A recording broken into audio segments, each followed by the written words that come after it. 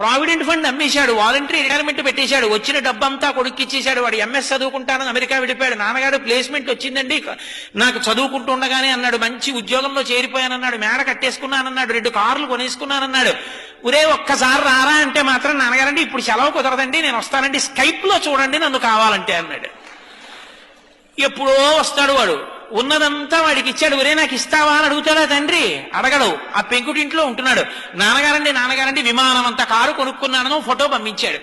అది చూసి ఈ పెద్ద ఆయన పెంకుటింట్లోంచి రోహిణీ కార్తిలో ఉత్తరీయం నెత్తి మీద వేసుకుని ఎదురింటికి వెళ్ళి తలుపు కొట్టి మా అబ్బాయి విమానం అంత కారు కొన్నట్ట ఫోటో చూడండి అంటాడు. నువ్వు పెంకుటింట్లో ఉంటున్నావు కదరా అంటే, పోన్లేదురో ఎంతకాలం బతుకుతాను, మా అబ్బాయి సంతోషంగా ఉన్నాడుగా అంటాడు. కొడుకు యొక్క సంతోషాన్ని చూసి సంతోషించగలిగిన వాడు తండ్రి.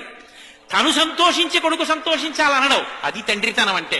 తండ్రి కష్టపడి పెంచి పెద్ద చేసినంత కాలం తండ్రి దగ్గర అనుభవించి ఆఖరణ తండ్రిని తీసుకెళ్లి వృద్ధాశ్రమంలో చేర్చి పెద్దవాడైపోయినటువంటి తండ్రి కొడుకు వచ్చి పక్కన కూర్చుంటే చాలు, కొడుకుతో కలిసి తిరుగుతున్న తండ్రిని చూసి నా మనవలు కూడా నాతో ఇలా ఆడుకుంటే బావుణ్ణు, నా కొడుకు కూడా ఇలా పడుకునే ముందు నా పక్క మీద కూర్చుంటే బావుణ్ణు, నన్ను చేయి పట్టుకుని దేవాలయానికి తీసుకెడితే బావుణ్ణు, సీతారామ కళ్యాణం అవుతుంటే నాన్నగారండి తీసుకెళ్లి కారులో దింపితే బావుండంటే, ఖాళీ లేదని ఏడాదికోసారి జైల్లోంచి బెయిల్ మీద వచ్చిన వాళ్ళ ఎప్పుడో అమెరికా నుంచి సంవత్సరానికి ఓసారి 20 రోజులు వచ్చి వెళ్ళిపోయి పిల్లలకి ఇంగ్లీష్ అలవాటైపోతే నాయనమ్మ వాడికో జంతికలు చేసి పెడదామని వాడితో మాట్లాడదామని దగ్గరికి వెడితే మనవలు ఇంగ్లీష్లో మాట్లాడుతుంటే మాట్లాడడం చేత కాని నాన్నమ్మ మౌనంగా వాళ్ళ కోసం ఏడుస్తుంటే, తండ్రి చచ్చిపోయిన తర్వాత పాచి పీనుగు 3 రోజులు మంచు ముక్కల్లో నానిపోయిన తర్వాత వచ్చి అంచేష్టి సంస్కారం చేసిన కొడుకు ఒక కొడుక,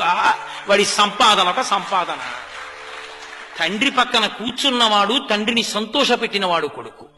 విదేశాలు వెళ్ళొద్దంటలేదు, ఉద్యోగాలు చెయ్యొద్దంటలేదు, కానీ తల్లిదండ్రులు పెద్దవాళ్ళు అయిపోయిన తర్వాత వాళ్ళ సంతోషాన్ని తీర్చడం కూడా కొడుకుల కర్తవ్యం.